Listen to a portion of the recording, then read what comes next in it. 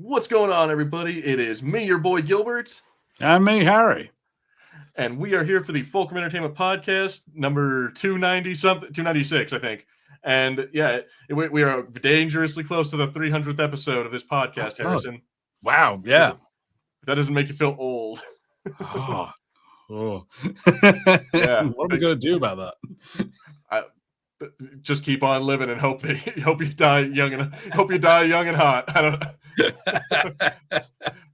But what's going on, everybody? We're going to be talking about Andor, the final arc, the finale. I forget. Yeah, it's like 9, 10, well, no, 10, 11, and 12, whatever. Yeah, 9 through 12, I think the episodes are. Yeah, it's arc 4, so, or 3. Fuck, I don't even know. It's so fucking confusing how they released this season. No, okay, it's 10, 11, and 12. Yeah, 10, 11, 12. 3 episodes. Yeah. Very good. I'm on the correct page now. Let's do this. Andor season 2. Harrison, initial thoughts on this arc. I think we were kind of already saying off air that it was like, it's all right.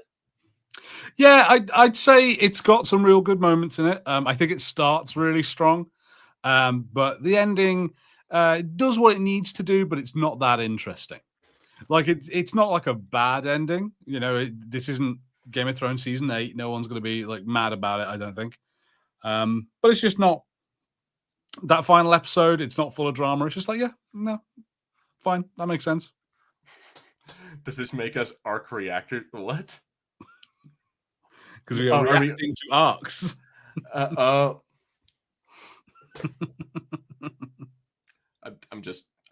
both ashamed that I didn't get that right away, and I'm also ashamed that Patrick was stooped to making that dad joke.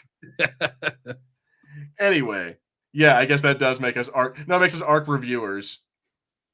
Yeah, no, I know that's not as clever, but still, that's what we are because we're reviewing and discussing.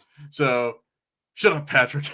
But in all seriousness, though, I think I'm going to agree that it did what it needed to do. It connected it to Rogue One, but it's not as good as the last 3 arcs. It's just something there to kind of wrap it up and just make it, get on with the story, and then to get everyone to go watch Rogue One immediately after watching this, because I feel like that's how Tony Gilroy wrote this to be. No, yeah, that makes sense. Yeah. Speaking of, you're going to drop out for a second because I forgot to prep this, but let's go ahead and jump into it. There we go. And shit. Whoops. See, I told you I forgot to prep it.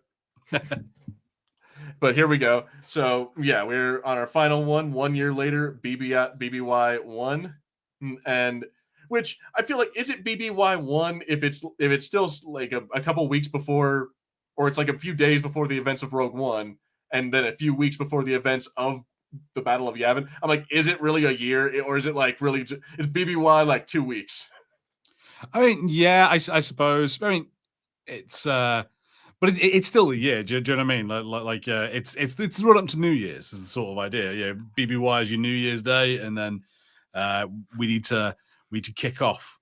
But it's still 2025 on December the 29th or whenever it is. Fine, fair enough. I'm just saying. Anyway, so yeah, we jump into Luthen's shop, and there is something I saw that I noticed in Luthen's shop that I'm gonna want to talk about later. Oh, but yeah, and we'll get to that. But yeah, I just wanted to remind myself. But so we start off in Luthen's shop.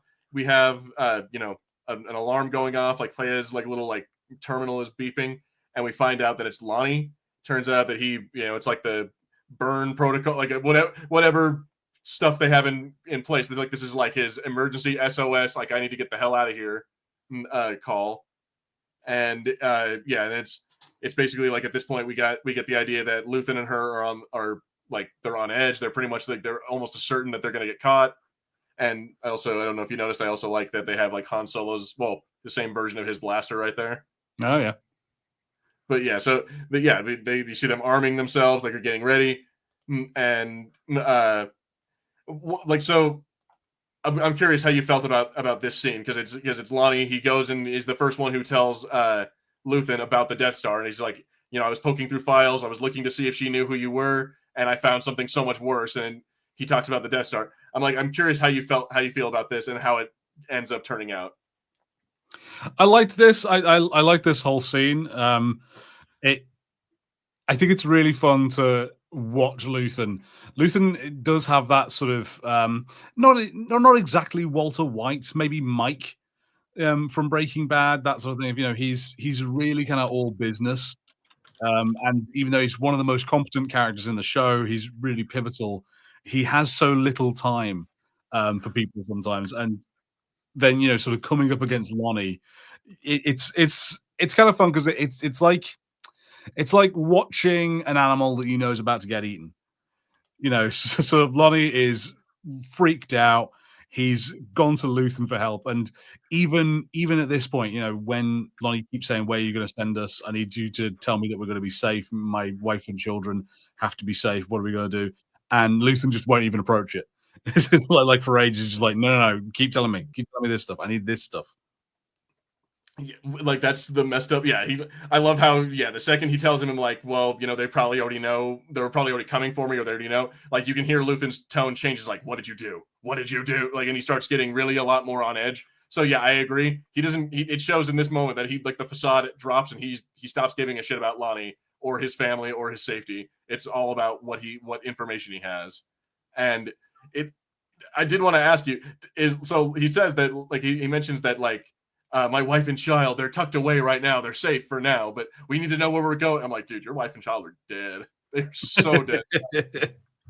Like they are in a fucking labor camp right this moment. I did sort of wonder, like, I wonder what happens to them, but I guess I imagine that for Luthen, it's probably he just takes care of Lonnie and then doesn't necessarily care so much. I don't know, how much could he trust that they don't have any information? Well, so this is my thing. I don't think he goes at. No, I don't think that Luthen. Let me explain. I'm not sure that Luthen killed his parent or his family. What I'm saying is that after Luthen shot Lonnie and then he took off. Which spoilers, yeah, he ends up shooting Lonnie in the chest. Which I'm like, damn, dude, that's like I guess that's like you. Obviously, you can't just give him the location to Yavin and just expect him to get there by himself because that's probably gonna end up bad for the rebellion. But still, though, it's just like, damn, you could have lied. You could have told him somewhere else. Could have said Dantooine. Yeah, I definitely think that Luthen has. I suspect that he's always planned to kill Lonnie. Like he's always kind of known that I can't trust this guy. From that moment in the first season where Luthen gives that fantastic speech and he's like, "I don't care, you're not getting out of this." Mm-hmm. He identifies Lonnie as a weak link. This guy could pull everything down, and he's not going to be able to stand up to Imperial interrogation. So as soon as he's not useful to me anymore, as soon as he's a threat, Lonnie's gone. Yeah, which I mean, it's kind of messed up because it seems like it's counterintuitive to what he says. He's like, "I need heroes, Lonnie, and here you are." I'm like, yeah, but I mean, it like he's a hero to the point where he stops being useful, and now he's just a martyr. Yeah. And so yeah, it's just it's messed up. Poor Lonnie. And again, I feel like after Lonnie was murdered, because like they have this whole thing at the ISB where they're like, oh, well, Supervisor Young was killed and he was using her data. And that's a big thing about what drives the story forward is they find out that he's dead, and that's what allows them to figure out what information he accessed and whatnot. But what I'm getting at is that afterwards, the Imperials totally took his family into custody. Like, there's no way that the Empire did not like arrest his wife and child. Yeah, the very least, yeah, the Empire have got them. Like you say, I imagine they are probably both being interrogated. So sort of for the rest of these episodes, both of them are, I don't know, sitting there with the headphones on or something. Something is happening to them to try and figure out if they got any information off of Lonnie as well. Yeah, or if his wife was in on it or anything of that nature. It's like a final insult. His daughter gets adopted by by like an ISB like head or like an official, and turns into like the worst Imperial ever.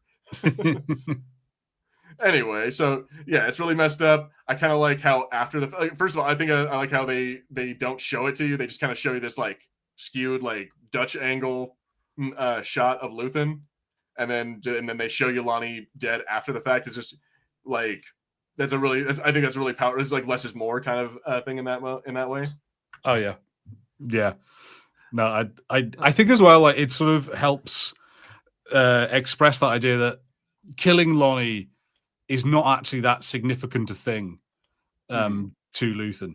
You know, as soon as Lonnie has set off this alarm, has given the information, yes, Luthen now is set on like, I have to do all the things I've been preparing to do to stop everything getting destroyed. You know, so he now knows that it's time to burn his whole thing to the ground. He has to cover every single track he's got. He can't let anything happen, and probably also is thinking a lot about Kayla and how am I going to keep her safe. Which I do want to talk about a lot about his origins here in a minute. But yeah, I just wanted to draw some attention to this real quick. Patrick did say that is a well-groomed Loth Cat. Indeed, it is a Loth Cat. That it's Dave Filoni's favorite fucking animal in the Star Wars universe now. I do like this real quick, but let's talk about before we get to his background. I like this. Like, this feels very Star Warsy to me. That he goes into his back office and like, I don't know what this computer is. I don't know what the hell it all supposed to be or what he's pouring on it. But I like that it feels very Star Wars. He's like, yeah, no, this all just makes sense. This is computer destroyer or whatever the hell. It's like some kind of weird acid or something. I really enjoy this because it feels both grounded like spycraft stuff, but it also feels like it would be something in the Star Wars universe, you know? Yeah, I completely get what you mean with that. Yeah, no, I really like this. He had the sort of argument with Kayla beforehand about I'm the one who's going to go do it, and I sort of quite liked it because it's interesting to see their dynamic. And one of the things that I've liked about Luthen is that whilst Luthen is very happy to use people, we've seen him do it, and obviously we saw Lonnie was expendable. Kyla, is that the name? Sorry, I keep saying the wrong name. Yeah, Clea, I think it's it. Yeah, it's really it's confusing with everyone who's had a lot of people have names that sound exactly the fucking same. Yeah, so with that, I kind of like that Luthen. I think while he might not necessarily show that he cares, I'm not going to go like, oh, Luthen's like a big softie on the inside, but I think he has reasons for what he does, and it's not just that he's entirely cold. And so I think with Claire, there's the thing of like, okay, we find out that they have this backstory, but I also think that there is that thing of he knows well enough to go like, I'm not surviving this. Exactly. Like if they are coming for our place, like for the shop, there's no way that anyone who's inside at that when like destroying the evidence is going to get out of there alive. Like, yeah. Also, might be a slight thing of I don't know whether Luthen feels that he can be of any use to the rebellion after this point. If he loses this position, what's he going to do? Go back to Yavin and be a soldier? He is fairly old, and I'm willing to bet he probably is tired. Like it shows that he's kind of like that all these years of doing this are wearing on him, and he's getting tired. And he did say that to Claire, didn't he? He said, "I'm sick of all this. I can't keep up with it anymore. The different codes, like." Like all the messages that we send flying around, like all these different secrets, and it's like, dude, yeah, no, it's at a certain point, one man cannot hold all of this. All right. Okay, so yeah, real quick, I want to ask you. I guess Talking Turd says, "Does anyone buying the theory that Clea might be Andor's sister?" And I'm gonna say no. I didn't even know that was a theory. Yeah, do you know what? The Andor sister thing is something from the first season that I barely remember. They never followed up on it. Never followed up on it. Never followed up on. I mean, they didn't really have to. You could just fill in the gaps. But it's like they showed in season 1 him attacking some stormtroopers with like a bat. Never show anything about that. Never show very much about his dad. Just kind of just that he got shot and hung. It's like there's a few things that I'm just like, you could have showed a little more about that. I would have been okay with it. We got John Henry Walker says, "Did the ending of season 2 help set the stage for Rogue One, and does it make it better?" As to whether or not it makes it better is up to you to decide as the watcher. But I would say, yeah, it absolutely ties it into Rogue One, and it helps set the stage pretty well. Let's go ahead and get into the Dedra Miro of it all. So she finds out. Yeah, it turns out that she finds out that she found out about Axis. Like she's been able to finally track down that Axis is Luthen, and then stupidly, I'm like, this is ridiculous that she doesn't send in like the SWAT team first, because they would have probably been able to subdue him. But she goes in there all fucking like, I don't know, trying to be like I guess she's like, I've been hunting you forever. I wanted to see your face. Like I want to see the look on your face when you know I got you, kind of thing. And that's what ends up like screwing her over and letting him win, because he ends up knifing himself in the belly, and that's what causes her to, she loses the ability to interrogate him. Yeah. So how did you like this season? And then or how'd you like this scene? And then we will get to one of my problems that I noticed in his shop. Go ahead. Oh, okay. So I like the scene. I thought it was quite cool. You're right. Absolutely, that it's a dumb thing to do, to show up and then be like, "Aha! See, I knew that this was you all along," which I think sort of shows a bit of how I think like the show's got a great way of showing how all the characters within it lose sight of what they're doing in some ways, and things all get tied up, and how a lot of the times the machinery of both running an empire and running a rebellion or trying to fight back against that empire don't fit with being a person. And so you end up often making these mistakes. And so, she has got this real pride before the fall moment of she's so kind of like, I have to show him that I caught him and that I know. And I want the satisfaction of turning up with that old Imperial star mapper and, oh, that's putting so it down stupid. Got you. That was so stupid. I'm like, again, it's one of those moments of like, I wanted you to know that it was me that got you, and I wanted you to know that I've been tracking you ever since that first time. But it's like, God damn, lady, it's like you said, the pride before the fall. It's like you are being like all of this, you're giving him time to prepare and to like think about what he's gonna do to get out of it. And like, I love how I do like kind of like this scene of like he hands her a knife, and looks at it, hands it back to him, and I'm like, dude, I do like the tenseness of this scene. Go ahead.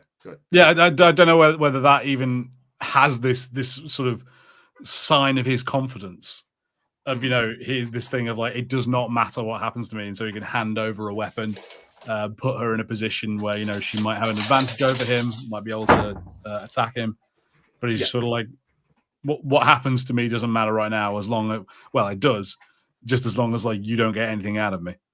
Mm-hmm. And that's like, I mean, he did say, and like you said in the first season with that really great speech, he's like, he knew from the get-go that there was no other way this was gonna end for him other than death. So like the fact that he's willing to just like, and he didn't even shoot himself, he did it the most like archaic way for the Star Wars universe. He used a stone knife.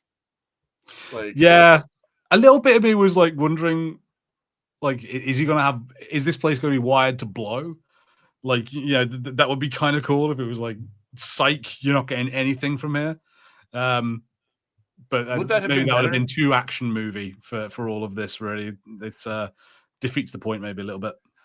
Maybe, but I mean, I don't know. I feel like as far as like disposing of evidence, exploding would have been a lot better.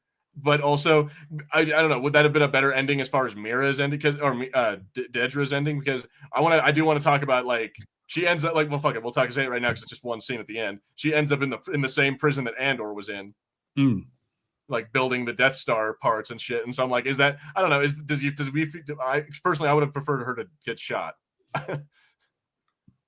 I kind of like the fact that Dedra does get sort of messed up by the Empire. I think it helps like drive home what these things are like, and that she has dedicated so much to it and decided that she could do more for it. Why she kind of acts out of the reams of her duty. She's like, no, I can save this. I can do this thing to like really help the Empire, even though it's not what the Empire is asking you to do. And even for someone who's well-meaning and so loyal to the Empire like that, it's still a good enough reason for them to eat her alive, really. And she just ends up sort of being a sacrifice to it in the end. Okay, so apparently Universal says that this is it's a Star Wars artifact. Yeah, it says that this knife has meaning within the Star Wars universe. A Nautilin bleeder. So I'm like, I'll have to Google this after the fact, or if anyone wants to Google it now and let us know what you find on Wikipedia about a Nautilin bleeder. It says, all right, so John Henry Walker says, hey, Harrison, do you think what happened to Star Wars under Disney is going to happen to James Bond under Amazon? What? We're going to get good peak Star Wars? No, I'm kidding. I mean, I imagine you might have a similar thing of like how Disney have taken Star Wars and are making lots and lots of Star Wars content. So Amazon might do a similar thing of like, now we own this big IP, we want to make lots and lots of content for it. So then, although, I'm sorry, go ahead. Sorry, finish up. yeah. So you then end up with that thing of when you make more, you end up with it's harder to control the consistency and the quality. So maybe, to be honest, couldn't give a shit. I think James Bond is one of the weakest IPs like out there. It's just like James Bond is just whatever boys think is cool, and that's James Bond. So I was like, I don't mind. Yeah, I mean, I'm kind of the same way. I liked James Bond early on, but now I'm not as big. Like with the later Daniel Craig stuff, I'm not as really big in James Bond anymore. So meh. Although Amazon has done a lot of really cool stuff with as far as like Invincible. They had The Boys. They had fucking Fallout. So they've done a lot of really good stuff. So I'm like, I'd be willing to give them the benefit of the doubt. Yeah. Oh, apparently. Okay. Apparently, it's explained in Luthen's past when he's as Captain Lear. So that might be, maybe it's a artifact of like the planet that he helped destroy in the We're getting ahead of ourselves real quick. I just want to take a beat to do it. So this is where I wanted to talk about it, the thing I noticed in his fucking shop. So welcome to part 10 of our weird shit we see in Luthen's shop. Okay. Because there's a very, very bizarre item. Do you want to guess what that item might be? Like, we've seen a lot of weird stuff, Harrison. We've seen armors from like Starkiller. We've seen, like Twi'lek items. We've seen the Mask of Plo Koon, the crown of Queen Amidala. What do you think I've noticed in this particular episode? Leia's bikini? No, and I'll show. The Talking Turd got it right away. A Gungan skull. Oh, yeah, I didn't pay attention to it. Yeah. There's just a full-on Gungan skull with like inlaid with gold and shit, just sitting on his fucking table, and no one says a thing about it. I'm like, I like to believe, in my headcanon, I like to believe that's Jar Jar Binks. But there's just a Gungan skull on his fucking table. Like, what the? Why do you have a Gungan skull? Also, yeah, their ears apparently have bones. That's a weird thing to notice. But yeah, it's why? Yeah, I suppose it does make sense, because wouldn't they be like sort of They'd be more like cartilage within its ears. But I suppose. You could argue maybe that's like an ancient Nibou, like, oh, this is the fifth king of the fucking of the people of the Gungans or some shit. I'm like, but why are you just allowed to have his fucking skull? I mean, my guy, if you got the money, and I'm not talking like Jeff Bezos money, I'm talking like if you got like a spare $300, you can get a human skull. Like I follow Instagram accounts that sell human skulls. It could happen. It could be done. I noticed that the second I saw that during the episode, I was watching this at like 11 o'clock at night while I was at work, and this just took me I'm like, what the? Why is there a skull? It didn't occur to me that it was a Gungan. Like, I just kind of saw like, weird animal skull, cool, whatever. And then looking at it now, I was like, oh, it's obvious, isn't it? Like with the ears. But also, like, isn't that a bit strange? Like where the eye comes out, because there's like a socket for the eye, but the eye's on like a little antenna.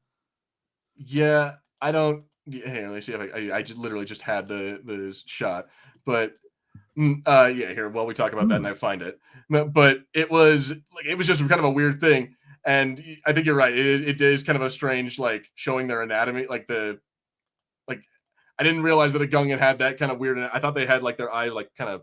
Maybe I'm misremembering Jar Jar Binks, but I thought his eye kind of like popped out of his head a little bit. Yeah. Maybe that's just me, but I don't know. All I know is that was weird. I don't know why there was a Gungan skull on his desk, and I think that should be illegal unless I kind of like it. I would love to know more of like what they think that Gungan skull's for. Like, is it something that Gungans use? Is it like a ceremonial thing, like in the past of Gungans, or maybe in the present of Gungans, or like they have these skulls and they're part of a ritual that they do? Is it Gungan voodoo or houdon or whatever? Is it like, or is it a different species that in the past killed Gungan? Yeah, is it a thing like ancient Nibouians Nabonites, whatever they call them, did they like go and hunt Gungans and like keep their skulls as trophies? Mm-hmm.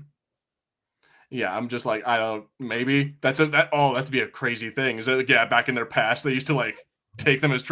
Oh, dude, that's fucked up. That would make that even worse. I'm like, that should be like a controversial thing. It's like it doesn't belong in a museum; it belongs in a sacred burial site.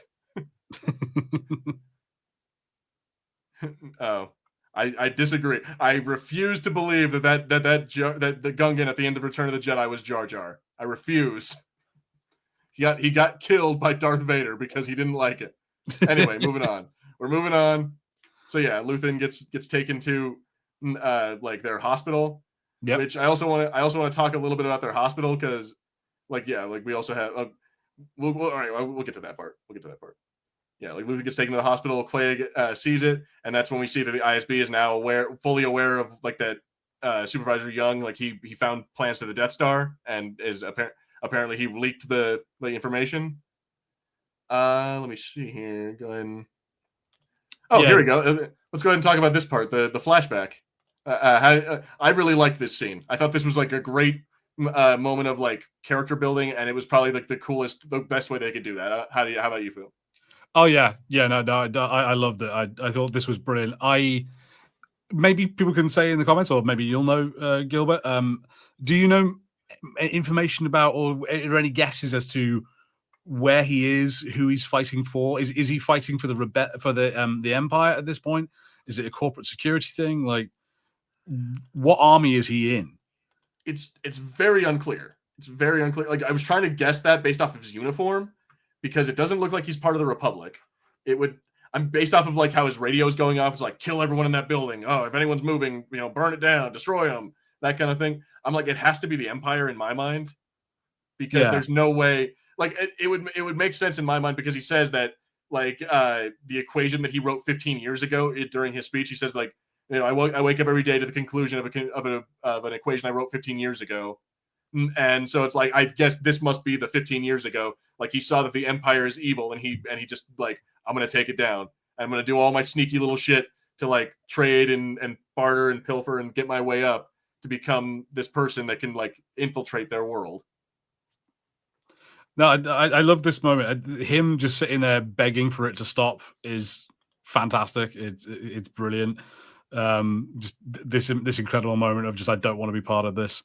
And it's fantastic when other soldiers come in, and you see what he's so like horrified by is just how they don't care. They're just like, hey dude, why aren't you out here? This is our job. Come on, man. Like, come back in. And no one even thinks that he might be freaking out. Yeah.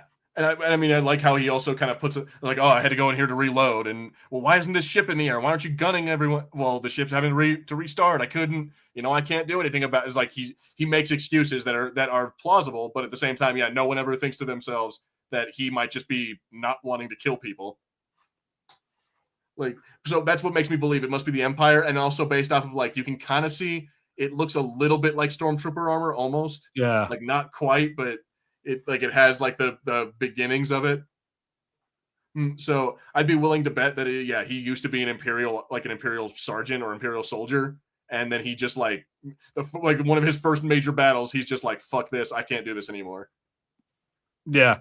Well, to be fair, I suppose like depending on the timeline, it could have been that like he was originally sort of fighting for the Republic, and it turns into the Empire, and he just gets more and more disillusioned with it. But no, it's fantastic, and this episode is brilliant. I think I love the backstory, and I think they give the right amount of backstory. We don't get too much; we just get the beats we need, and just to flesh out everything, and to add real weight to then what happens at the end of the episode.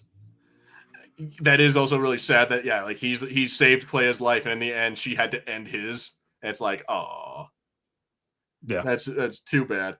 Although the next half of this episode is just really peak television, because like they have the fact that Dedras, she takes over the hospital, makes the entire staff and all the patients leave the floor. All you have is like stormtroopers, so we have to have Clea like sneak in, like try to she figures out, like she steals a nurse's outfit, is able to like sneak her way up to the top floor and then finds a way to like, you know, distract them long enough so she can get to Luthen. Like this whole thing is just really, really good.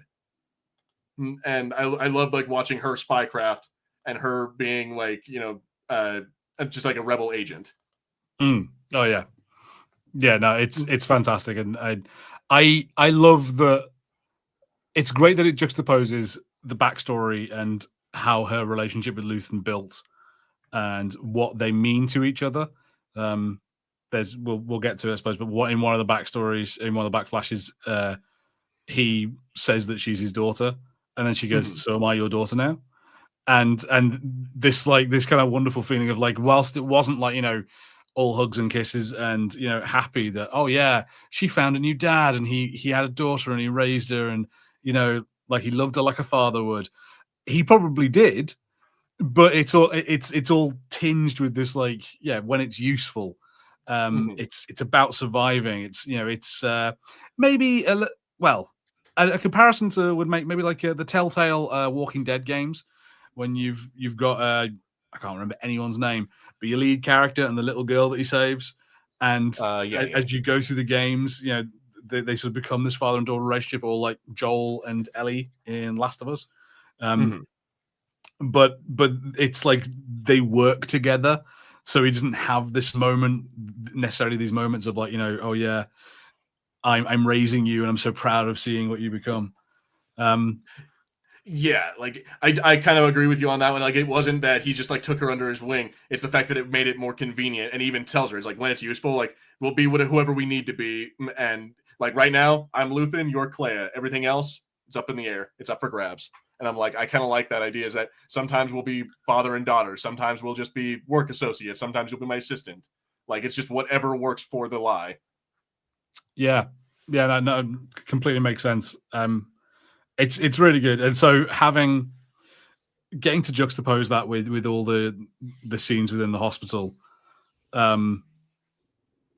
it's this wonderful story, I think, of, because you have this really deep emotional core going through there of their complicated feelings and like, how do I feel? Am I okay with this? But then it comes to, she's having to be super cold right now, and she's like, the thing, yeah, and also that thing of like, the thing that Luthen wants me to do is to make sure he's dead. He wants me to kill him. He wants to make sure that the Empire can get nothing out of him. They've got to protect everyone else in the rebellion. Like this was probably his plan. If we're being honest, like he probably made her promise that like if they ever capture me or anything, you kill me or you make sure that I'm dead. Yeah, exactly. So yeah, you then get this like great tense moment and this awesome, you know, espionage moments of her figuring out how she's going to get in there, completely overwhelmed, or what's the word, outgunned, outmanned. The odds are against her. It's really fantastic. Great scene. The only problem, my only issue, and it is a very minor, minute, it's like you fucking nerd issue, is that there should be far more droids in this hospital than there are. I feel like it's shown in multiple things of the Star Wars universe that droids are like integral to their medical system. So I'm like, there should be far more droids, like, or like at least like a little, like the little ball probes or something, like a protocol droid or something running around with like a nurse's outfit on, like, you know what I mean? Like I feel like that just would make a lot more sense, because, you know, just, but whatever. Maybe he didn't want to deal with that. Like we do have aliens, we do have people like that are in the Star Wars universe walking around, but I'm just saying, I would have liked to see like an R2 unit just rolling around or something. No, you're right. Like now you said it, I'm like, yeah, I can exactly see what you mean. And we know that there are lots of medical droids out there. No, you're absolutely right. I can't disagree with that. One thing that also this episode, and I can't say that it's a problem with this show, I think is a problem with Star Wars in general. We talked about it a little bit with K2SO when he turned up, and the thing of K2SO like taking loads of blaster bolts and them just pinging right off of him, and it's inconsistent with other stuff. Something that Star Wars annoys me with a little bit is how easy everyone is to kill. And they have items that I'm like, what is the point? We'll see in one of the later episodes. There's a moment where an ISB guy gets given like some like the breastplate of like stormtrooper armor to put on before they go into what they know will be a gunfight. And I'm like, That's useless. Every Yeah. stormtrooper has gone down with a single blaster bolt straight to that armor. It is useless. And earlier in this episode, where we see her packing away all those blasters, she's got that little holdout blaster, which I think is the one that she uses here because it's like really small and you can hide it. I'm like, what is the other than maybe I guess ammo capacity? What is the point of bigger blasters versus smaller blasters, particularly handheld like pistol ones? Like it, yeah. I've always thought it must be like power. Like it must be like the handheld blaster is just like weaker, like in the same way that if you have like a 9mm pistol versus like a 357 or not a 350, like a like what's it called, like a 5.56, like a assault rifle. If you have one of those, like obviously like, that one's going to do more damage because it's like a higher powered rifle round and it's like it's a faster moving bullet. But you're right. I'm like they show no discernible difference between like a pistol or a rifle. Like just anyone can kill anyone with any gun, and the armor is kind of irrelevant.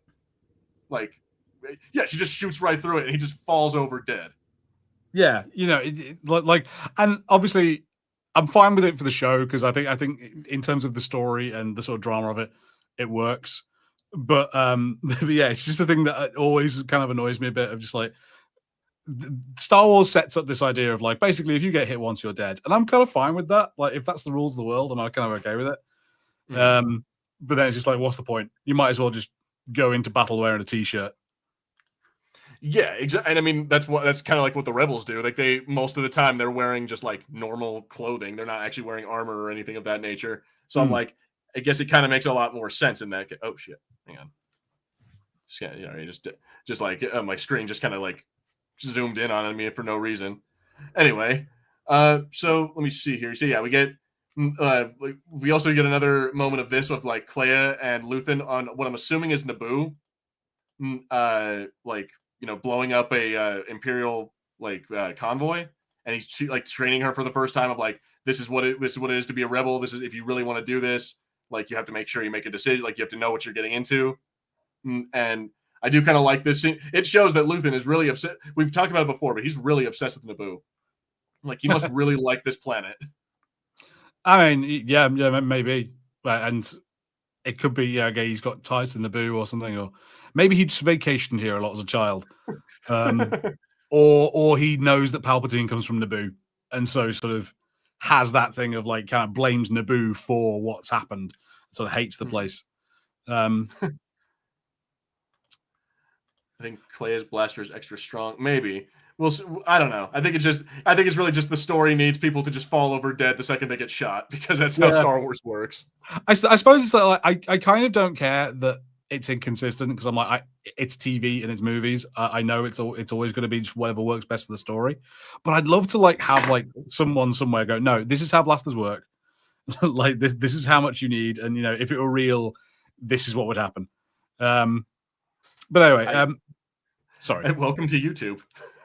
yeah, I probably should just put some effort into it, shouldn't I? No, that whole scene, I really love that scene. I think partly because it's actually, I find it really interesting that.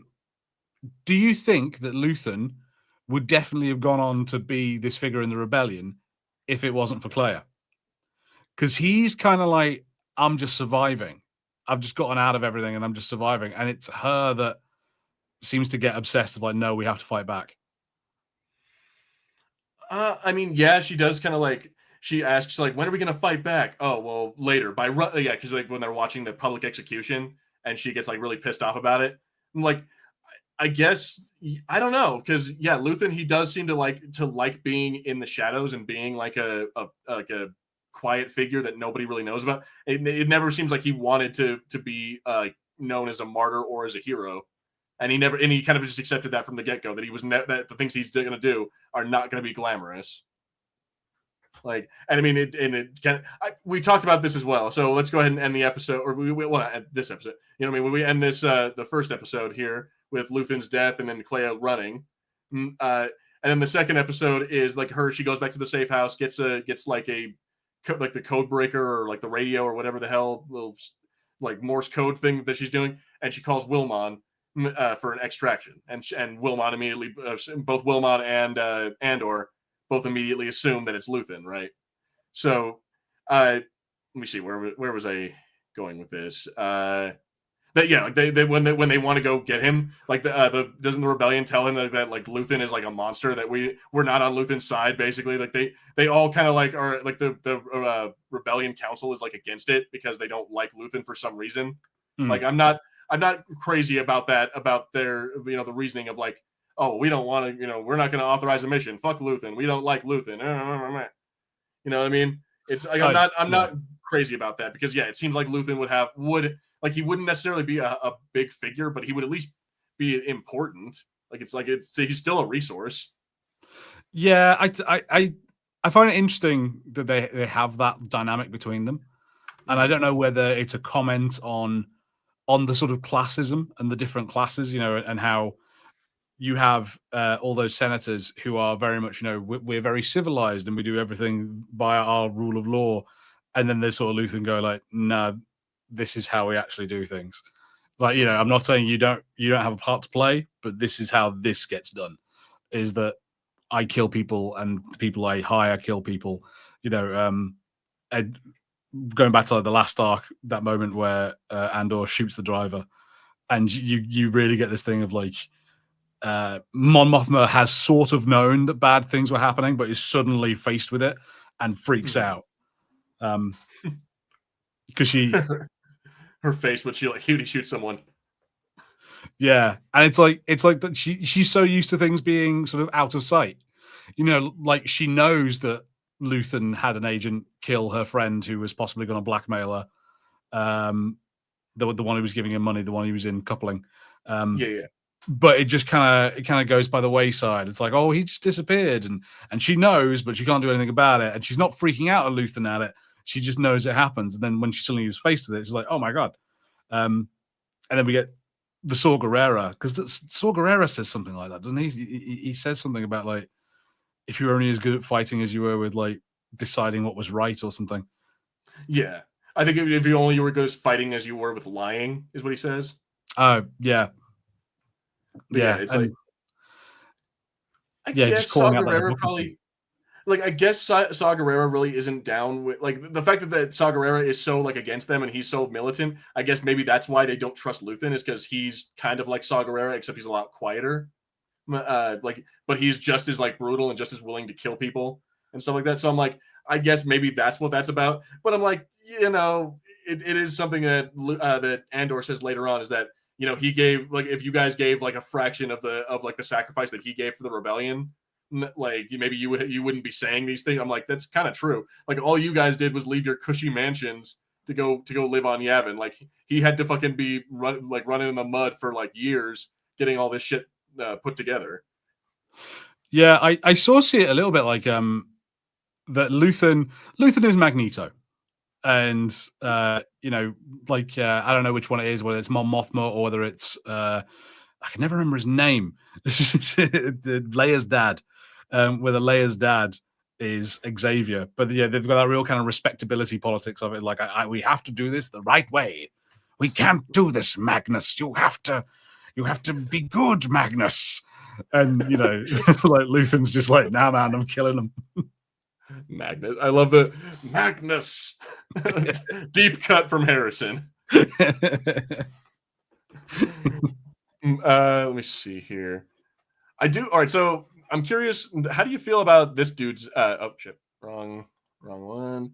There we go. How do you feel about this dude's character arc? Because he started off like as Dedra's intern, like being her buddy, and then by the end of it, he's the one now heading up trying to catch Axis and trying to catch Andor and all of them, and he ends up just getting completely fucking murdered. Like, I don't know.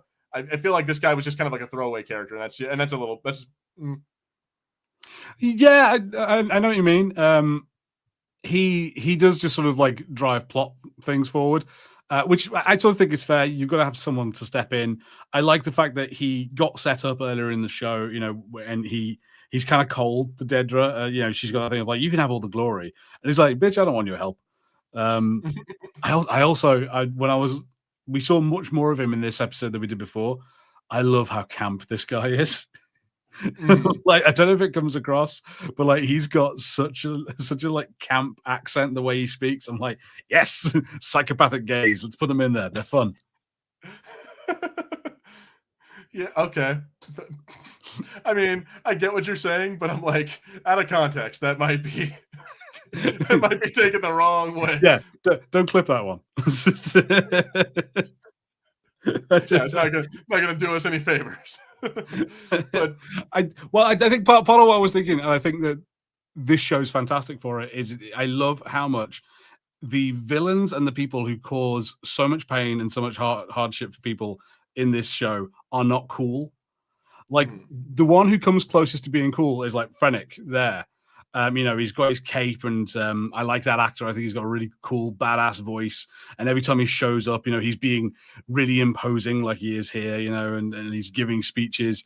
But all of the people who like are causing mass death and mass suffering throughout the galaxy are nerds, and they're dweebs, and they're obsessed with stupid stuff. And I was like, it's a fun thing to have, and I think reflects a lot of authoritarian places. I mean, if you look at like some of the things that happened in Russia, it's Stalin himself who, before he became the Iron Man and a dictator that murdered millions, was called Comrade Card Index because he was the most boring member of the Communist Party and no one liked him. That's fucking funny. But you're kind of right. Like the one who's actually imposing is the one who like isn't really the most threat. Like Krennic is just kind of like he is imposing in this show, but he's really just kind of a yes man. Like he's just there to like oversee the creation of the Death Star and then to let Tarkin take all the glory. But like the guys who were like the actual psychopaths and the ones who were like enjoy the like it's like the ones who were like Dedra, the ones who were like that other dude, the guys who were like the one with the scar on his face during the Gorman massacre. Like they're all like cartoony villains.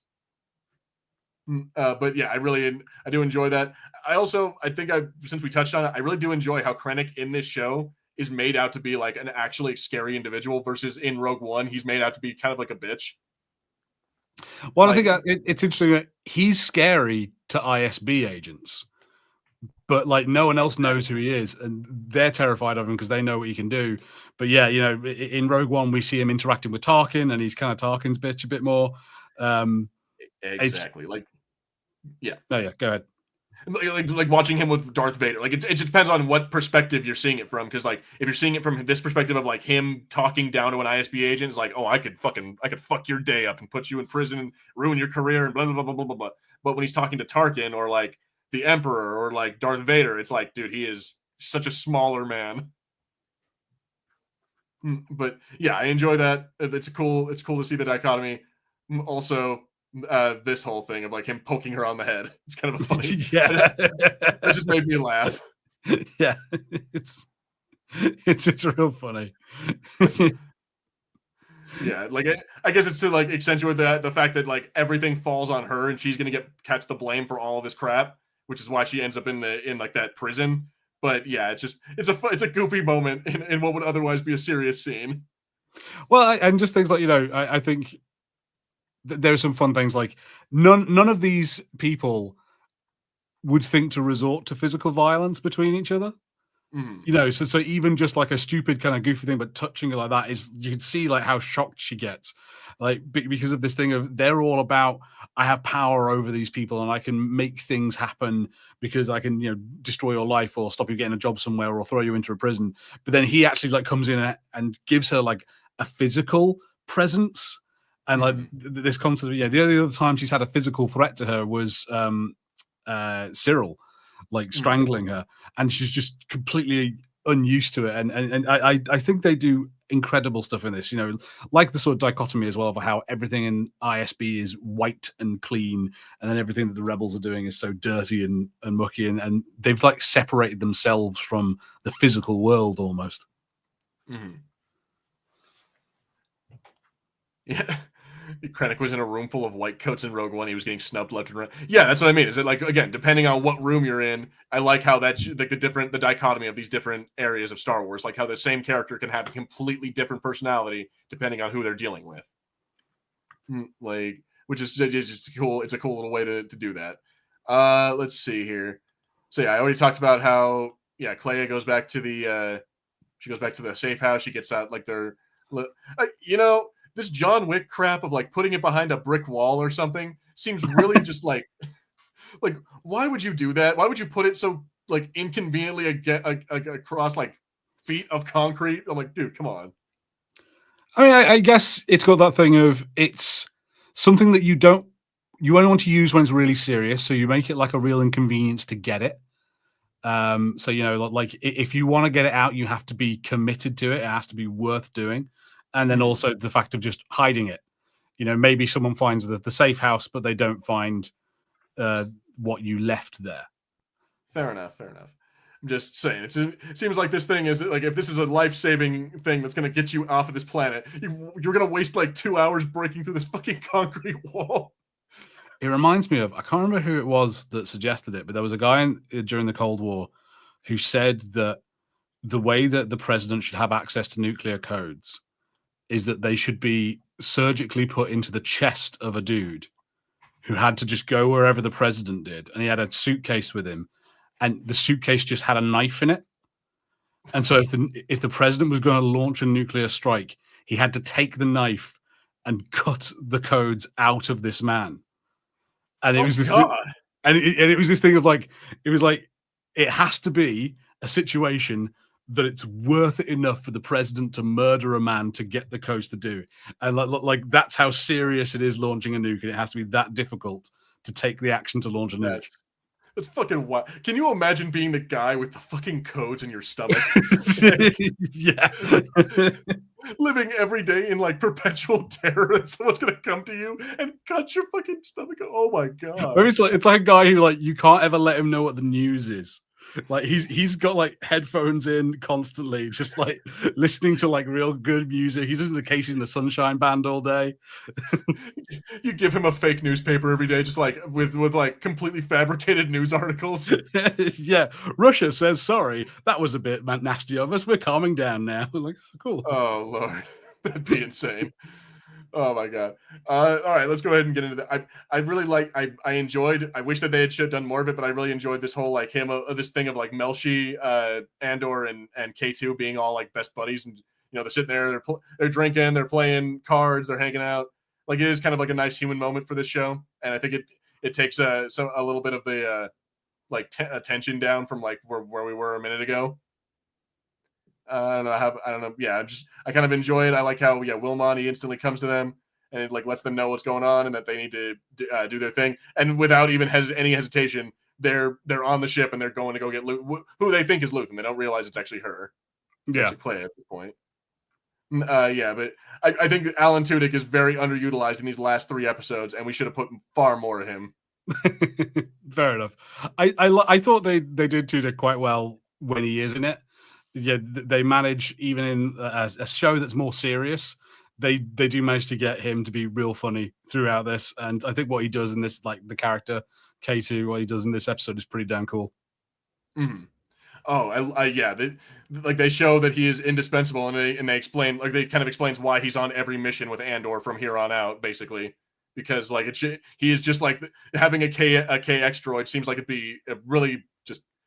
It's one of those advantages that why isn't the rebellion doing more of this? Why aren't they kidnapping more of these fucking droids? Yeah, no, it's a good question. But I also like this that we get like the first steps of this guy's like so. They basically, after Dedra loses her spot as as a supervisor, everything falls on this guy. And he even said like the other dude, the guy you talked about, the cartoony villain, he even says like, this is Dedra's fuck up, but we're on the spit now, and if we mess up, then it's going to be like our head on a pike, basically. And so this guy knows it as well. And I really do like. I'm not sure, but I think it happens in the next episode. But yeah, like the fact that he's just like when everything goes tits up and he ends up losing, he's just like, screw it, I'm not going to face the consequences, and he like shoots himself. And like I kind of like that, and like it's a messed up ending for him, but it's also I kind of like it because that's makes sense. It's like this dude is a high ranking guy. He's not like, how would you feel if you used to have the Emperor's ear and you messed up on a major like operation like this? Like you're probably going to end up getting force lightning. And it's a little bit like he's probably seen this happen to somebody else. He might be where he is now because it happened to somebody else. Exactly. I'm like, you want to get choked out by Lord Vader? Like, I don't. No. Yeah. I mean, I'm sure there's some people who wouldn't mind. And yeah, and I also like how they started off like it's part of his like thing of like his decisions that fucks it up because they put out this like APB on Clea, which ends up making all the police forces like during their raid, it makes all the police forces like busy doing other stuff so they can't back up the SWAT team. It's just really great how all of this really works out in their favor. Let me see here. I think this is the scene you were talking about where the dude gets the armor that does nothing. Yeah, I was like, just don't bother. Don't bother about it.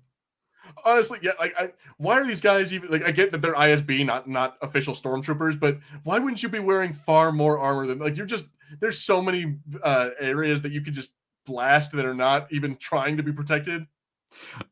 Like the face in particular. Straight up. And like, there's no way those goggles are useful. What are those goggles for? Dude, come you don't even get a helmet. Like, nah, just not even for the top of your head. I'm wondering. I guess this is like. So I don't know why we needed this explanation, but I'm guessing that this is like explaining why we don't see the ISB in any of the other stuff in like the original trilogy. Like you never see ISB guys, you never hear them referred to, and I'm assuming that's because of everything that happens in these episodes that screws up. That the Emperor probably just like gets rid of the ISB after this. Like I don't know about you because I'm looking at all this armor and I'm looking at all their stuff and how they operate. I'm like, why have we never seen these guys before? And I'm guessing that's probably why. I mean, I suppose, yeah, maybe that's the current canon now. But like, obviously, I think was it the ISB were in books that took place after this. Mm-hmm. I just assumed it was kind of because like we never see this level of what goes on with Star Wars. I think, yeah, possibly because like it's the full on war by then. Whereas these guys are more like they're kind of like the CIA, I guess, and like you don't see like the CIA don't send their own agents into fight wars. They get their agents to do other stuff to get other people to fight wars. True. Making broad statements about the CIA. I mean, you're not wrong. In the 80s, the Mujahideen were trained by the CIA, and they ended up becoming the Taliban. So, yeah. So I guess it's that. It's that just the elements that we see of Star Wars were never the ones that involved the ISB. Fair. I guess when I was watching this, I'm like, why don't you guys have more stormtroopers? It just seems to make more sense that this would be a stormtrooper job instead of an ISB job. Like, I do kind of agree with you there. Yeah, it feels like you could get more backing for that. But I guess, yeah, maybe it is because they fucked up with this, saying that there's a disease, that she's highly infectious. She got that Rona. Or got that Rona. So maybe the stormtroopers are off doing other stuff. But no, I would have thought and more droids. like if you have K2 units, use K2 units. Like send them. Yeah, I like how did we order for a droid backup? No, we didn't. And I love this whole part. It's like, are you with us? No. Poof! It just knocks him off the fucking like that's gotta suck because you're falling for a good minute. Like you're gonna fall for a while on Coruscant. That's not gonna be a fun death. Oh yeah. It's just falling. Like, hey, I used to eat that. But yeah, and then that leads into the final episode where we get the Andor and Melshi they go find Clea. They get trapped in the apartment in the very back, and then that's right when the ISB team shows up, and so that I think it has merit. This final episode, it's like I think it's the weakest of the three, but it definitely has merit, especially because it has this whole like fight scene that gets kind of rough, like them breaching and oh shit, no, fuck Hulu. I don't care about Hulu. Don't give two shits about your Hulu right now, Disney. Just want you to play the damn show. But yeah, so I do kind of like this whole like it's a really short battle, but I enjoy it because it makes you feel like it's kind of like a SWAT standoff almost. Like they use flashbangs. They have like they're clearing like floor, like they're doing like very urban warfare kind of stuff. I don't know. Maybe I'm. This is like a very American thing for me because I'm like, oh yeah, this is how our police operate. All right, yeah, I know that the British police can have guns. I just don't know when. Yeah, It's I how know they operate. you have an armed response unit, but I can't imagine for the life of me when you'd ever need it. Saw it in the 2000s in airports a lot. You saw a lot of armed cops there. Fair enough. That makes sense. You know, you don't want someone like if someone's running through the airport with a gun, you want to be able to take them out quick. Yeah, you know, in the years post 9/11, when airports and also like train stations and stuff became really highly, everyone suspected them of being targets of terrorism all the time. Saw a couple of cops wandering around with like little submachine guns. Oh damn. See, I'm like, I mean, that's a whole other thing. Yeah, our cops don't walk around with they have submachine guns, they have shotguns, but those are mostly left in their cars until they need them for like actual fucking standoffs and shit. Most of the time, they're just walking around with their pistols. Like that's Yeah, I guess because they normally don't have pistols. Like, yeah, it's a special occasion. We get to have a gun. Let's have a fancier gun. Let's have a fucking assault rifle. But all right, fair enough. So yeah, but we get this kind of cool standoff. Like again, the fact that they use, I do like how we see the Star Wars equivalent of a flashbang, which is pretty cool. It's basically a thermal detonator, but a lot but significantly weaker.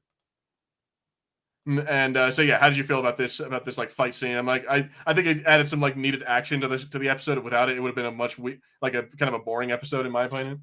Yeah, I think it's a bit weird, I suppose, with this sort of show where it can't come to anything too grand because we know really the finale of the show is the movie Rogue One.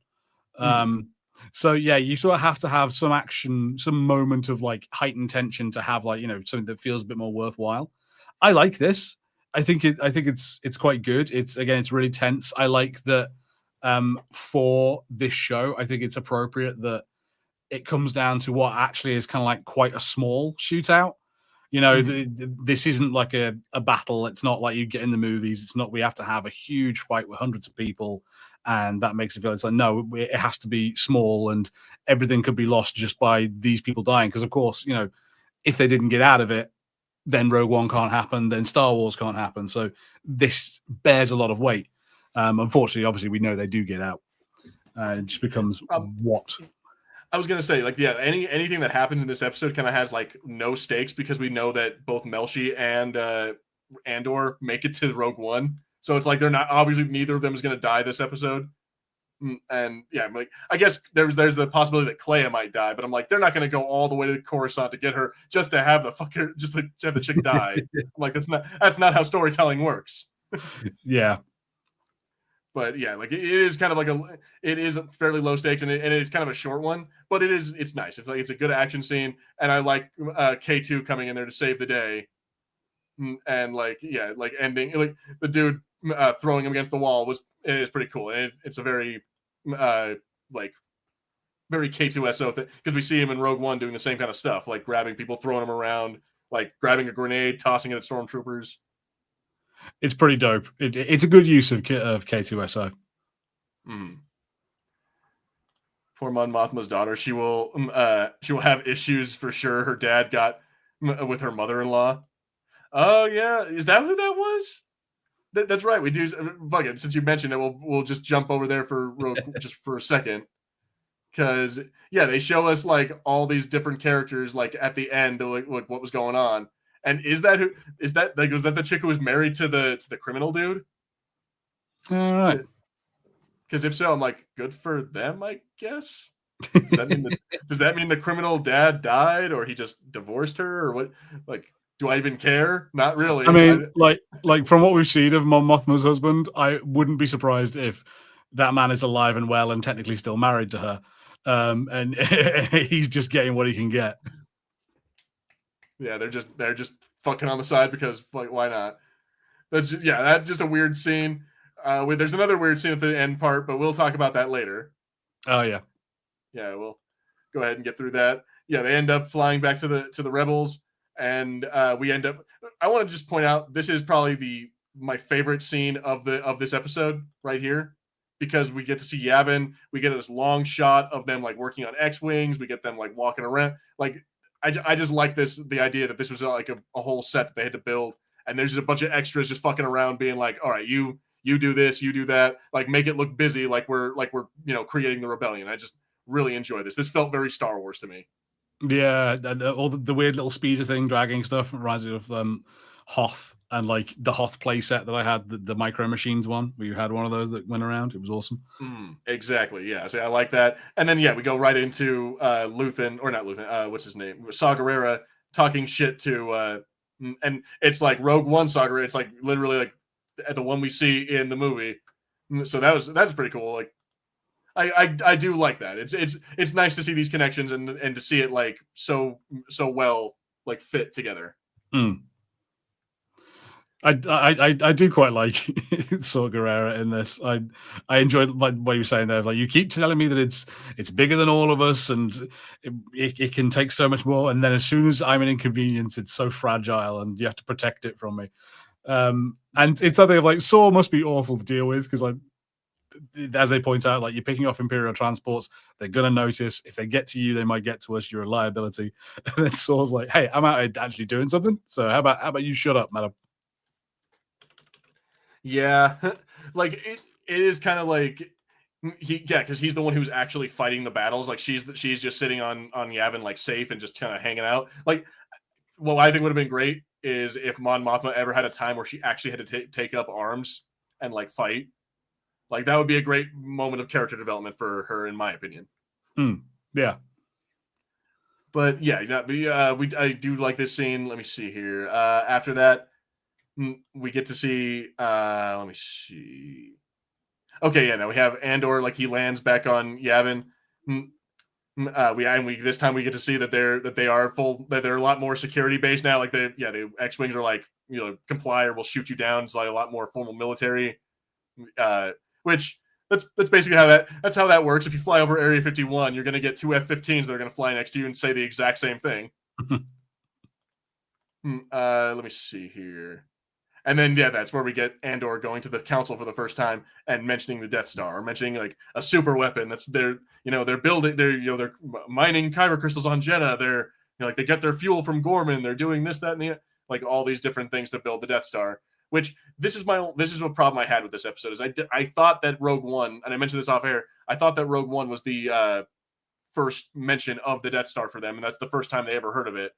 But they make it seem like the council was already well aware of the Death Star multiple times before, and still it took them actually getting the fucking plans before they actually believed it. Yeah, how did you feel about it?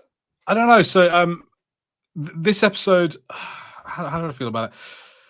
I didn't get that feeling from it. But maybe it's because I honestly felt like I came away from this episode not feeling like I remembered much of what happened in it.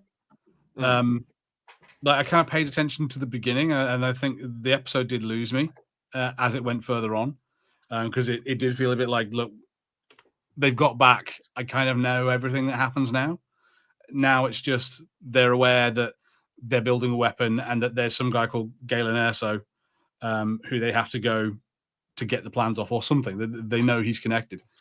Because what is it they say in this scene? That they're saying that, like, what they've heard that there's something going on.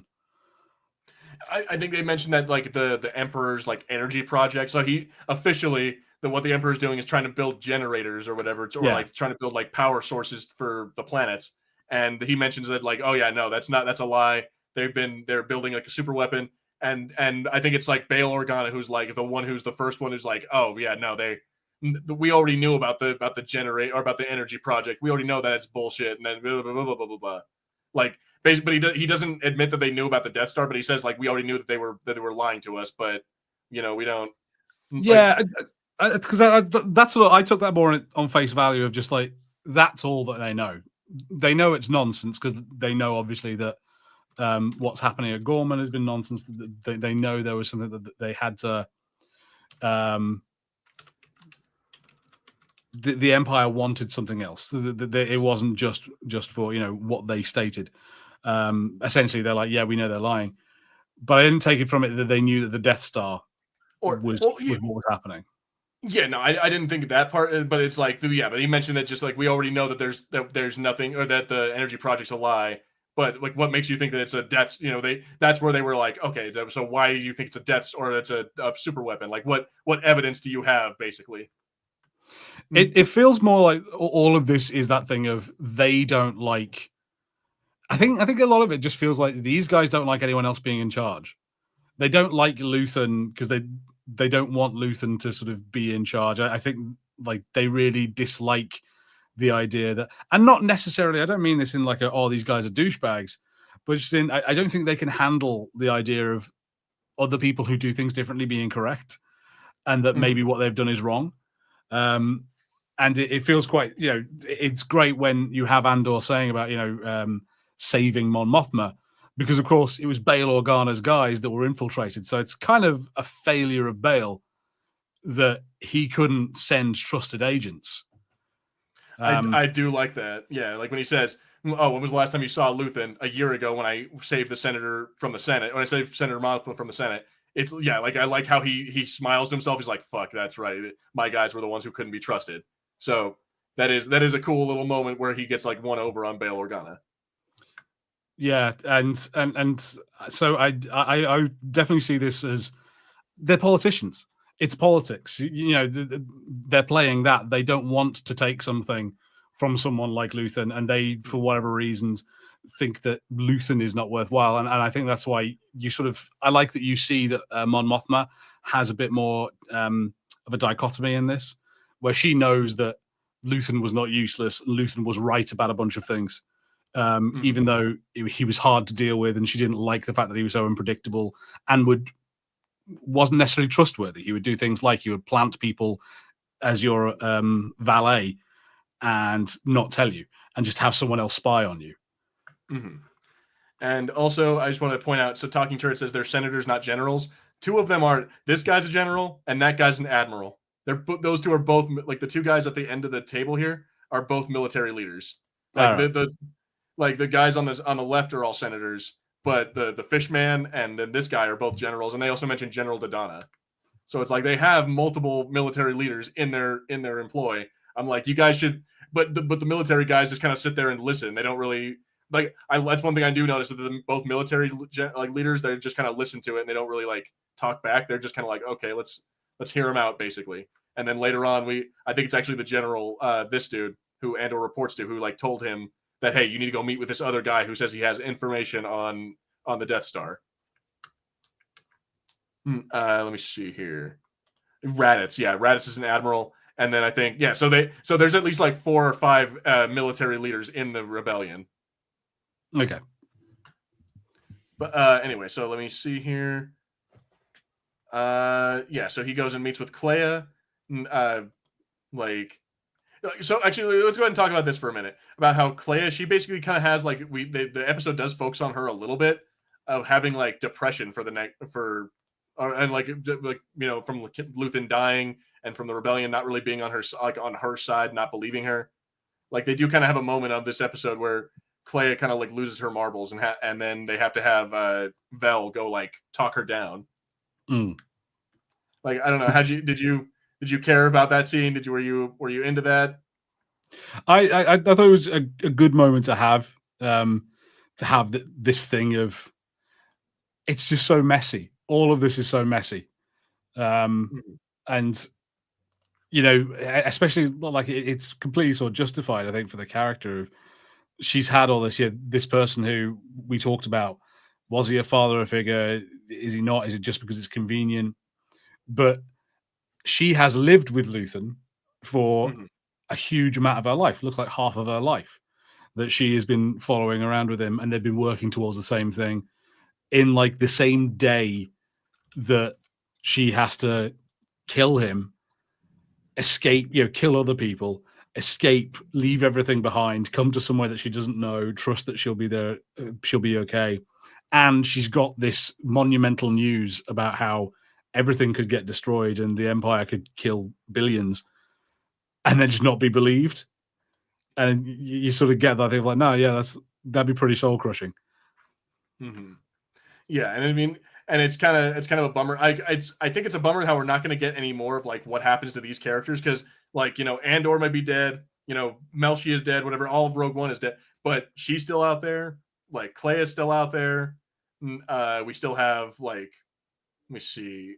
there's at least a couple of the like Willman is still alive, you know. I mean, Bix is still out there, and then also fuck it, since people are still since Universal has asked like 4 times now, we will mention it. We also have Andor's son, like little Andor Jr. And which I'm curious, did you spit? Yeah, see, we have this. We have Thizlamic saying spin-off series. Do we even give a shit about the fact that there's a little baby Andor out there running around? Or because I mean, I know that Mandalorian Grogu is on its way.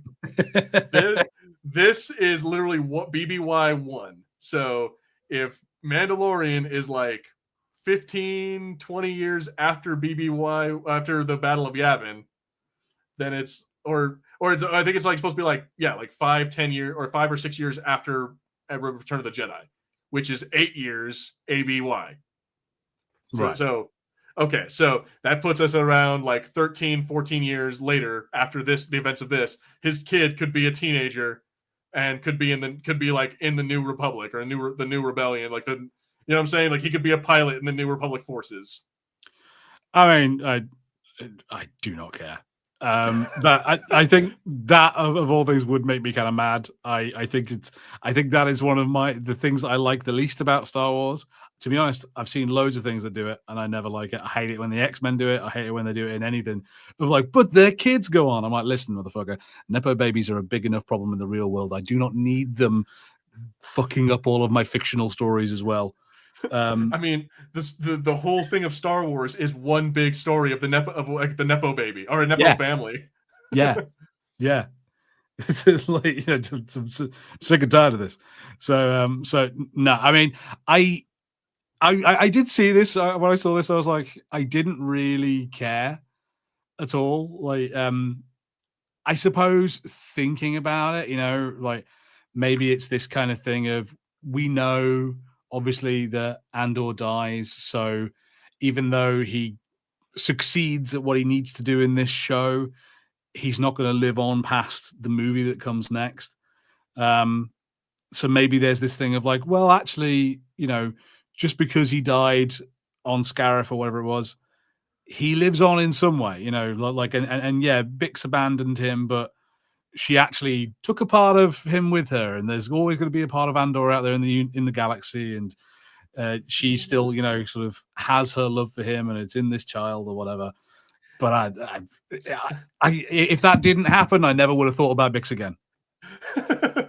Yeah, I think I'm the same way, and I think Disney needs to get away from this whole thing of like we kill off a character. Well, I mean, Andor was always going to die. We already knew that, but I think they need to get away from this whole trend of we kill off a character and then we just put their son in it, because then they did that with T'Challa, they did that with Andor, they did that with, there was at least one other character who I know that they killed, like who died, and then their son came along. It's like we need to stop with that thing, because it's getting tired of like the just like, oh, well, maybe his kid will become the next hero. It was like, no, dude, stop it. Yeah, man. Do you know what, recently I caught up with all of the Netflix Witcher series. Oh, really? And how's that? It never got better than the first episode. First episode's like great. And like the first season's pretty good, and then it just goes downhill. And they do the same sort of thing there of like he has this child of surprise, and Ciri comes along. And I don't care about Ciri. I want to watch Henry Cavill with a sword cutting people apart. That's what I'm all about. Okay, so yeah, I absolutely agree. Like, yeah, no, who gives a shit about him? Like, I think that's kind of they were trying to build off of like The Witcher 3, which is like him having a relationship with Ciri and like having a father-daughter thing. But yeah, no, like having the entire season build up to this is how I got Ciri. I just don't give a shit. Not one shit was given. Also, all that crap with Yennefer, don't care. Oh, did you know this? I saw this on thing recently that Dedra is the voice of Yennefer. Really?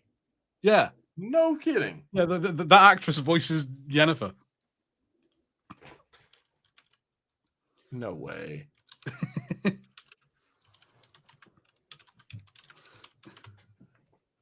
Holy mother of God. I can't even. Well, now I feel bad about everything I ever said about that actress. Okay, but that was the one. Kanan Jarrus. He dies in Rebels, and then his son is born in season 4 of Rebels. Yeah. So it's like they can't do it. The only thing I like about that is I saw there was a post that someone made. I think like it's been clipped and sent around. So I think it was originally on Tumblr or something. There's that post that someone made about Han Solo and like how crazy Han Solo is from Darth Vader's point of view. Because like Han Solo, Darth Vader doesn't know who Han Solo is, has no link to him, none of that stuff. And then one day, Han Solo turns up like out of the blue with Darth Vader's son, his Jedi Master, his old droids, his daughter, and steals his daughter away. Yeah, and then later on, someone then point out he then also like manages to shoot down or sort of disable Darth Vader's like highly specialized fighting ship in the equivalent of an 18-wheeler truck. And it's like, who the hell is this guy? Who is this dude? Yeah. And I mean, Vader has a very appropriate response. What? So that's what I'm like, give me more of that. Because yeah, we've got this dynasty of Star Wars. I'm not interested in that. I don't want your dynasty. I want your random dudes who show up and destroy it. Fair enough. I think what I'm hearing is you want a Han Solo show.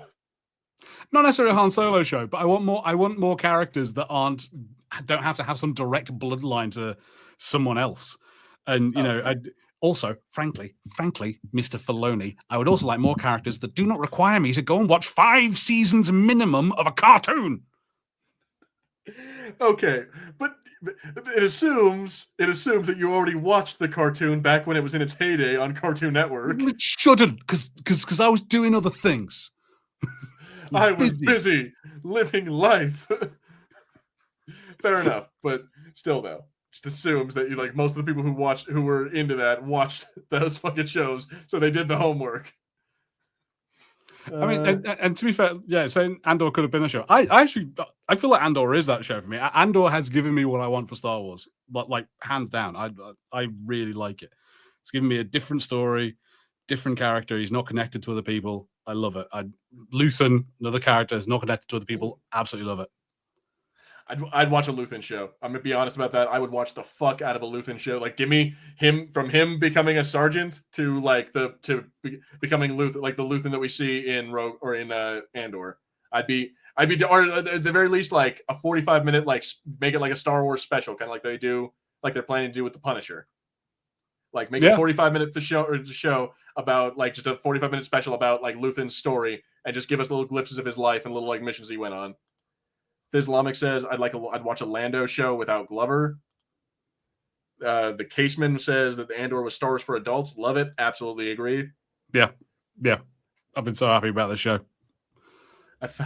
Talking Turd says I found it hard to get into the animated series, but once I got past the Disney cartoon feel, I think some of the stories are some of the best Star Wars. I think he's talking about Rebels probably, but yeah, that's agreed. It's really good stuff, especially if you're like the bigger fan of like the original trilogy. It captures those vibes perfectly.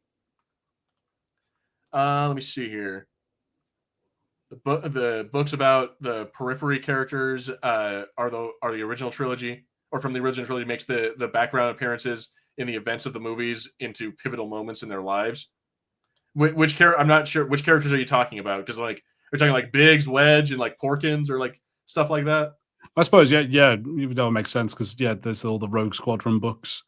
But yeah, those are things I think are the best stuff I think to explore in Star Wars. I really like that.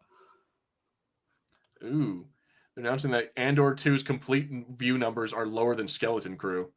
Well, that's sad, but I mean, that happens. I mean, people did kind of like I think they were kind of divisive on Skeleton Crew on where it fell. So, I mean, at least with Andor, it's not like we have to worry like, oh no, they're going to cancel season 3. Yeah, no. The beauty of season 3 is it was already made, and you can go watch it right now. Yeah, I think it's great. Mm-hmm. I think that's pretty much the end of the episode. Like we get to see again, like Dedra went to prison. We get to see that Bix is hanging out on the farm planet with her child, and even B2. He got a friend. He got a little droid friend. Like, good for him. Good old B2.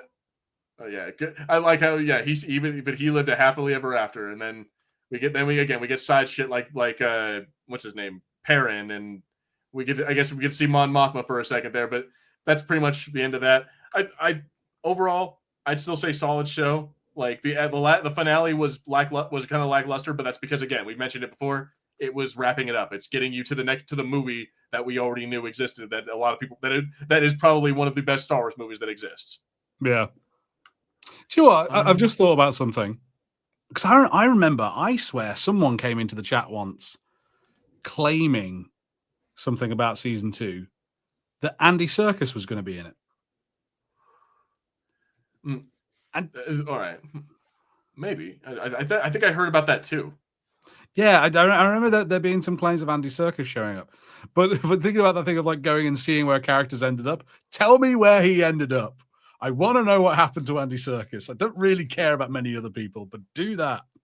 Oh, he was the only one left on the. Everyone else jumped, and he was just so overcome by fear that he stayed on the platform and was the only one left. It would have been kind of funny if he was like telling Dedra what to do.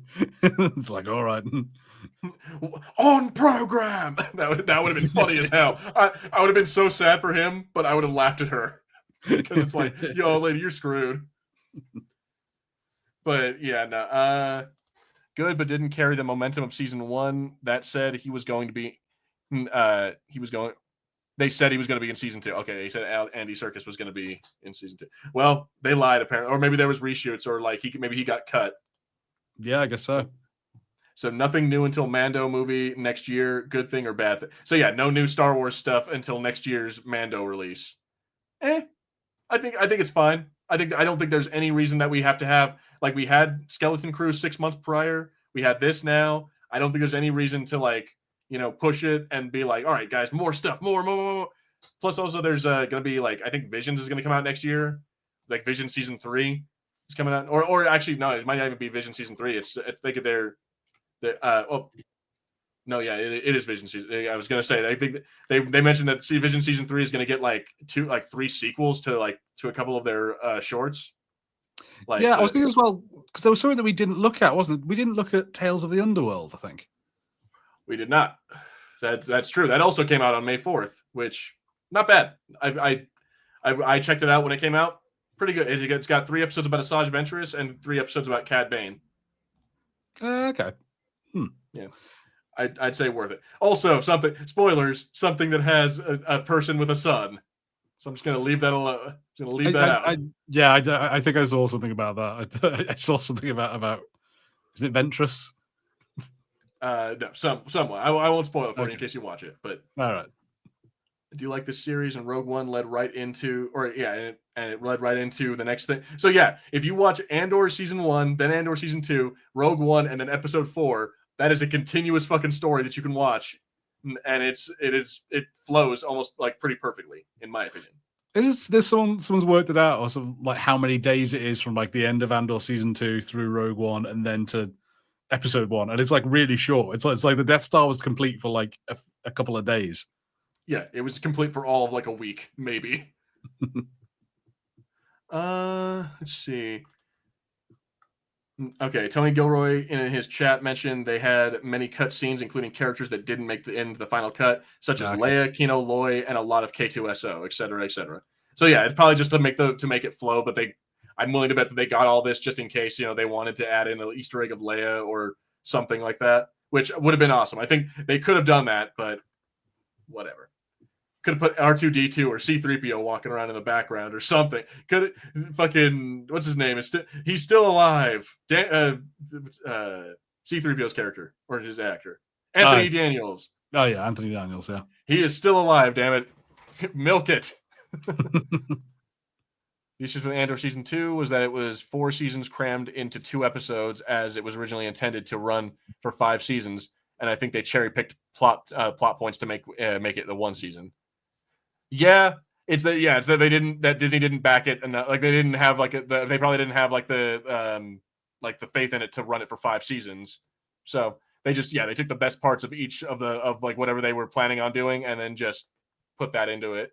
But again, I think it works. I think it absolutely works. It doesn't flow as well as season 1, but that's gonna happen when you try to cram a year's worth of events into 3 episodes. I mean, do you know what? Like, you saying it like that almost makes me kind of glad that they did do that, because I don't know. So if that first 3 episode arc, if like him being on that planet was more than like 1 or 2 episodes, I think I'd have gotten really sick of it. Him being on the planet where we were supposed to meet somebody and in that little siege between those guys, like I would have gotten so sick of that if it had been stretched out. And I didn't, other than, and people have brought it up in other episodes in the chat, they've said about, there being things where it feels like plot points just get left behind, like that prototype TIE fighter. Why is there nothing that comes from that? I feel like this show, for me at least, hit the story and character beats that I needed. Like for this, I didn't feel like, oh, hang on, I feel like I'm missing this, and it takes a big chunk out of the overarching story. I liked it a lot. Yeah, I would absolutely agree. I think it did what it needed to do, and it focused, like second season focused on a lot of stuff like the wedding, and like it focused on a lot of stuff that I would have preferred them not to focus on. But what are you gonna do? I still think it was pretty good. I think it did what it did what it needed to do, and it did it well. With that, I think we can pretty much wrap it up here. We'll just rate the episode, and then we'll call it a day. Where would you rate these this final like 3 episodes on a scale of out of 5? I don't know, out of 5 ISB armor plates. Not 5 Gungan skulls. Oh, sure, fuck it. Why? Yeah, sure. 5 Gungan skulls, much better. I think I might give it like a 3.5 or something. Because I think the best of it is like the first episode and the first like 10 minutes of the second episode, or maybe not. No, hang on, I'm getting that wrong. Maybe 4. Like the first 2 episodes, I think are really good as a package. They work really well. I love all the stuff with Luthen. I think all the stuff of getting Claire off of Coruscant is good.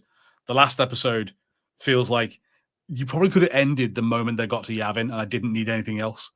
I don't need to hear any of the further details of like what happens after Yavin. Like that's your end point. I know the message has been received, so that sort of the plot's done. Mm-hmm. So and now here's my question. Like, so the last thing I'll say, I think I'm going to agree with you about probably about a 3.5, maybe 3.75 out of 5. But do you think it would have been better had it released one episode a week? Or had it been received better? I actually, I don't know if it would have. I think that it was a good move. I think people might have gotten sick and tired of waiting. If you were waiting every week, and the fact that sometimes episodes do kind of get to the end and you don't feel like you had a complete story within that episode. But that's like so many shows. There are so many shows that come out streaming now, or that I'm watching after they came out years ago, like The Witcher, say, where if I'd had to wait a week after an episode, I would have absolutely given up on that show. It's like, nah, this is not good enough for me to have to remember to come back to it. And I think that making them these little 3 arcs was good. It's not amazing when you have to watch them in 3 days. You have to make sure you've put out the 3 hours for it. But yeah, no, I think it was the better way to do it. I would agree. I think honestly, I would have preferred if they'd done the first 3 episodes like that and then just released it 1 a week after that. But at any rate, I think they did it well. It works, and yeah, it's worth a watch. So if you haven't watched it, go check it out. We've spoiled the entire fucking show for you in the last 4 weeks. But yeah, if you haven't watched it, go do that. What are you doing here? An episode a week would have just seen 4 episode. Nothing really happened in the first 4 episodes of Andor. He was stuck in a jungle and dinner parties and weddings. Then Bix's depression. All right, fine. Maybe that's true. Maybe people would have called them filler episodes. But that's why I said first 3 episodes released to go, and then 1 episode a week after that. But anyway, that's where we're gonna end it, guys. We're gonna call it quits. Join us next week where we're gonna do. I think we'll do a 20-year retrospective on what's it? Revenge of the Sith. So we already did a watch party a long old time ago for that, so we're not going to do that again. But at any rate, I want to say thank you guys all for being here. Thank you to Patrick, to Talking Turd, Universal, the Caseman. We had what was his name? The other one, Thislamic. We had Aaron was in here for a minute, and a few other people. I might be missing a few, but yeah, if I missed your name, make sure you comment. Again next time, so I can get more of a chance of calling you out. And yeah, make sure you check out our other content. Make sure you like, subscribe, comment below. Check out Show Harry's shirt. This is an awesome shirt. I love this shirt. All right, yeah, do it quick. Oh, that's the awesome. Doom Wizard. That's pretty fucking cool. It's fucking badass. I love this shirt. And yeah, I mean, I'm just normal Marvel today, but anyway, yeah, but check us out. Make sure you like, subscribe, comment below. Check out other content, the audiobooks, the audio comics, all the different stuff that we make. And yeah, Harrison, anything you want to say before we go? No. Keep an eye on the channel as always. We'll have stuff coming out. I'm trying to make a really long episode of the audiobook because I haven't released one in a while, so I want to make sure it's a good bumper one that you guys can just enjoy for a couple of hours. So yeah, take care. And yeah, upvote for the Doom Wizard. And and yeah, as always, I have been Gilbert. I've been Harry. And this has been the Fulcrum Entertainment Podcast. Sorry, Universal, you missed it. We're going to be going now. Put it in the comments below. But we will see you all next time. And as always, we are all Fulcrum. Take it easy, everybody.